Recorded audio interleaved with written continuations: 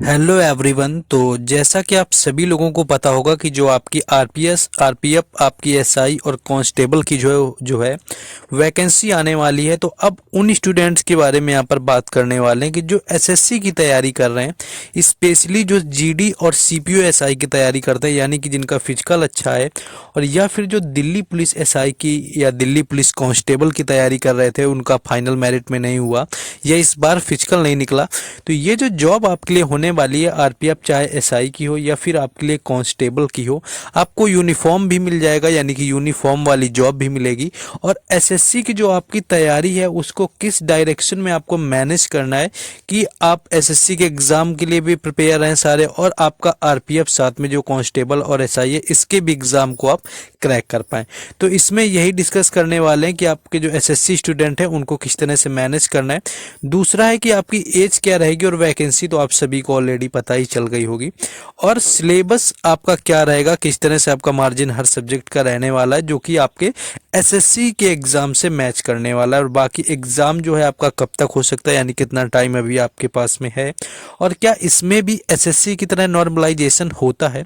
इन सारे पॉइंट के बारे में आपको वहाँ पर 1 to 1 डिस्कस करने वाले हैं। लेकिन उससे पहले आपको बता दें कि जब आप कई एग्जाम की तैयारी करते हैं तो आपको क्या करना होता है कि आपको सिलेबस एक पढ़ना होता है, लेकिन मॉक टेस्ट आपको सारे एग्जाम के देने होते हैं, क्योंकि मॉक टेस्ट देने से आप सभी एग्जाम पर अपना पूरा कमांड बना पाते हैं। और जैसा कि पता होगा कि टेक्स्ट बुक के मॉक टेस्ट सबसे बेहतर होते हैं, और ये आपका फिर से ऑफर आ गया टेक्स्ट बुक में कि आपको टेक्स्ट बुक जो पास प्रो है आपको 307 रुपए में, और टेक्स्ट बुक जो पास है आपको 219 में मिल जाएगा। टेक्स्ट बुक पास में आपका क्या होता है कि सिर्फ आपको मॉक टेस्ट मिलते हैं, लेकिन आप जब पास प्रो लेते हैं तो इसमें किसी भी एग्जाम, मान लीजिए अब रेलवे का जो आपका आरपीएफ एसआई कांस्टेबल के इसके प्रीवियस ईयर पेपर देखना चाहते हैं तो वो सारे प्रीवियस ईयर पेपर मिल जाएंगे। और एक मॉक टेस्ट को आप कई बार, यानी कि 2 से 3 लोग भी अगर आप चाहें तो उसी को रीअटेम्प्ट कर करके लगा सकते हैं, फिर से आपका रीअटेम्प्ट का ऑप्शन होता है। तो इसको परचेज करने का लिंक डिस्क्रिप्शन में दिया गया है। बाकी मेरा कूपन कोड जो राज10 आपको दिया गया है, यूज करते हैं तो आपको 12% का ऑफ देखने को मिलेगा। परचेज करने का जो लिंक है आपको डिस्क्रिप्शन में दिया गया है। मेरा कोड राज10 है, और आपका 17 से 19 मार्च तक जो मार्चिंग सेल है आपका चल रहा है, जिसके तहत आपको टेक्स्ट बुक मिलने वाला है 307 रुपए में पास प्रो। तो आपको ले लेना है, क्योंकि 2024 में काफ़ी सारी वैकेंसी आने वाली है, 1 साल के लिए आपका वैलिड रहने वाला है, तो आप अच्छे से हर एग्जाम को इसमें कवर अप कर पाएंगे। तो अब आ जाते हैं अपने टॉपिक में।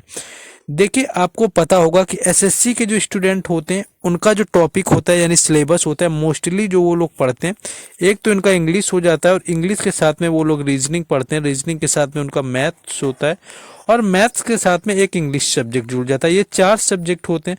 मान लीजिए कि आप जीडी में आते हैं तो आपने इंग्लिश नहीं हिंदी चुना होगा, कि इंग्लिश और हिंदी आपने चुन लिया होगा। बाकी एसएससी एस्पायरेंट है तो आपको इंग्लिश आती होगी, या फिर जीडी ही करते हैं तो आपको हिंदी आती होगी। रेलवे में इन दोनों का काम नहीं है, यानी कि ना तो आपको हिंदी पढ़नी है और ना तो आपको इंग्लिश पढ़नी है। आपको सॉरी, यहाँ पर जीएस हो जाएगा, आपको जो यहाँ जीएस कर लीजिए। यानी कि इन्हीं 3 सब्जेक्ट से आपका इसमें काम होने वाला है। तो आपका अगर फिजिकल अच्छा है तो आप कहीं ना कहीं आप इसमें जरूर कर सकते हैं, और साथ ही साथ अगर आप इसको लेकर के चलेंगे तो आपकी ये भी जॉब ये है पक्की करी जा सकती है। अब बात कर लेते हैं, देखिए, एज की। और वैकेंसी तो आपको पता है कि वैकेंसी आपकी 4600 प्लस है। देखिए, वैकेंसी अगर जिसको ये लग रही होगी कि ये वैकेंसी काफ़ी कम है, तो आपका मानते हैं कि एसएससी जीडी की अपेक्षा ये कम है। मानते हैं बिल्कुल कम है, क्योंकि एसएससी जीडी जो कांस्टेबल की है आपकी, उसमें ज़्यादातर बच्चे ही डालते हैं, तो आपका एसएससी जीडी के हिसाब से तो कम है वैकेंसी। लेकिन अगर सीपीओ एसआई देखेंगे तो सीपीओ एसआई इस बार 4000 प्लस है, और ये आपकी हाईएस्ट वैकेंसी मानी जा रही है। नहीं तो 2000 वैकेंसी आती है, आप समझिए, सीपीओ एसआई की। एमटीएस की वैकेंसी पिछली बार आपकी 1500 रही हुई थी, इसको मत भूलिए आप। तो ये मत सोचिए कि वैकेंसी इतनी कम है तो कंपटीशन उतना ही हो जाएगा। वैकेंसी को देखकर कोई भी फॉर्म फिलअप मत किया करिए। आप में अगर डेडिकेशन है, आप में कैपेसिटी है, अगर आप कर सकते हैं और आप सब कुछ मैनेज कर सकते हैं, तो हर एग्ज़ाम आपके लिए बना, चाहे उसकी वैकेंसी भले 500 हो, वो एग्ज़ाम आपके लिए बना है, वहाँ पर आप अपना सिलेक्शन लेकर के आएंगे। तो आप अपना डेडिकेशन इस लेवल पर रखिए कि हमें सिलेक्शन लेना है, मायने ये नहीं रखता वैकेंसी कितनी है, वहाँ पर अपने आप को मजबूत बना कर रखिए। तो एज का तो आपको पता ही होगा कि जो एसआई का एज है यहाँ पर आपका 20 से लेकर लेकर के 28 साल तक है, और अगर यही चीज़ कांस्टेबल में हो जाएगी तो कांस्टेबल में आपकी 18 से 28 हो जाएगी। यानी कहने वाली बात यह है कि जिनकी एज, ये आपकी एज जो काउंट होगी आपकी जुलाई आपकी जो है 2024 से होगी, याद रखना। तो एज जिनकी, ऐसा भी नहीं कोई कह सकता कि मैं ओवर एज हूँ बाकी, क्योंकि SC ST और OBC का वो जो एक्स्ट्रा छूट होता है ना रिजर्वेशन का, वो तो मिलने वाला ही है। ये मैंने जनरल कैटेगरी से बताई है, तो कोई ऐसा नहीं होगा जो तैयारी कर रहा हो, भले हो सकता है कोई अभी तैयारी शुरू करी हो तो वो आपका अंडर एज हो सकता है, नहीं तो आपका एज में ही आएगा। और ओवर एज भी पढ़ने वाले बच्चे ज़्यादातर नहीं मिलेंगे, क्योंकि जिनकी इतनी एज हो गई वो आपके कहीं ना कहीं जॉब पा चुके हैं। सिलेबस की देखिए बात कर लें, सिलेबस में आपका क्या रहने वाला है। एक तो आपका GS होता है, GS के साथ में आपका रीजनिंग होता है, GS के साथ में आपका रीजनिंग हो गया, और रीजनिंग के साथ में आपका हो गया मैथ्स। अब देखिए GS और रीजनिंग की बात करें तो ये 35 आपके क्वेश्चन आते हैं, यानी कि रीजनिंग और मैथ्स तो सब आप कोई भी एग्जाम देते हैं सबके लिए पढ़ते हैं, तो 70 नंबर तो आपका यहाँ से कवर अप हो गया। GS भी आप पढ़ते हैं, और GS आती है 50 नंबर की, बिल्कुल उसी तरह जिस तरह दिल्ली पुलिस में पूछी जाती है।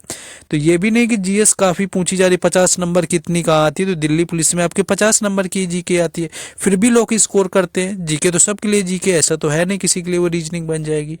तो GS में आपका 50 क्वेश्चन आएगा। मानते हैं कि साइंस का मार्जिन थोड़ा इसमें आपको ज़्यादा देखने को मिलेगा, तो साइंस पर फोकस कर लिया जाएगा, इसीलिए तो आपको टाइम मिलने वाला है। तो उसी बेस पर क्या करना है कि आपको तैयारी अपनी बेहतर करनी है, और उसी में आपको साइंस अच्छी कर लेनी है, बाकी सारा कुछ तो वही है। क्योंकि एग्ज़ाम की बात करें तो एग्ज़ाम आपका दिसंबर के बाद ही आप समझिए, यानी कि जनवरी तक आप मान सकते हैं। अभी आपका मान लीजिए 4 महीने इसमें, 9 महीने इसमें बाकी हैं, आप 8 से 9 महीने आराम से मान सकते हैं, जिसमें कि आपको मैथ रीजनिंग तो प्रॉपर पढ़ते रहना है। और मैथ रीजनिंग अगर आप प्रॉपर पढ़ते रहेंगे तो आपको पता है यहाँ पर कि मैथ रीजनिंग अगर आप पढ़ते रहते हैं तो वो आपके SSC में भी काम आएगा और आपके RPF में भी काम आ जाएगा। अब रही बात GS तो आप SSC के लिए भी पढ़ रहे हैं, साइंस को थोड़ा आपको डीपली पढ़ लेना है। साइंस के भी मैं वीडियोज आपको प्रोवाइड करा दूंगा, ऐसी कोई बात नहीं, काफ़ी टाइम है, मैं खुद पर्सनली साइंस के वीडियोज़ करवा दूंगा आपके एग्जाम के प्रीवियस ईयर को उठाकर कि किस तरह से क्वेश्चन पूछे गए थे और उससे रिलेटेड जो है फैक्ट क्या आपके हो सकते हैं।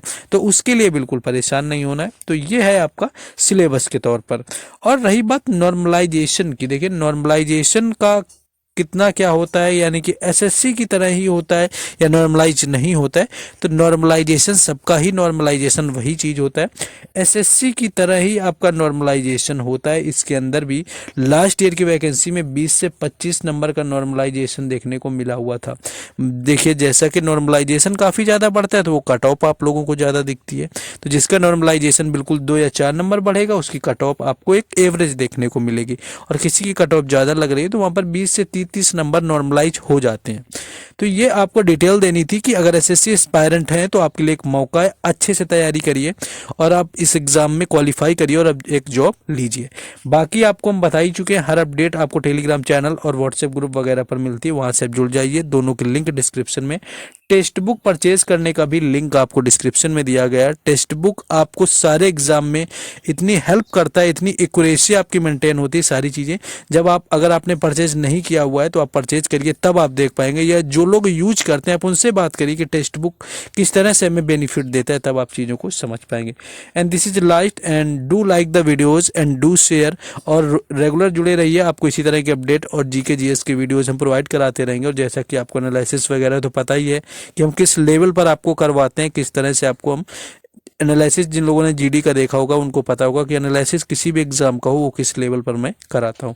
बाकी आपसे मुलाकात होगी नेक्स्ट वीडियो में। जय हिंद।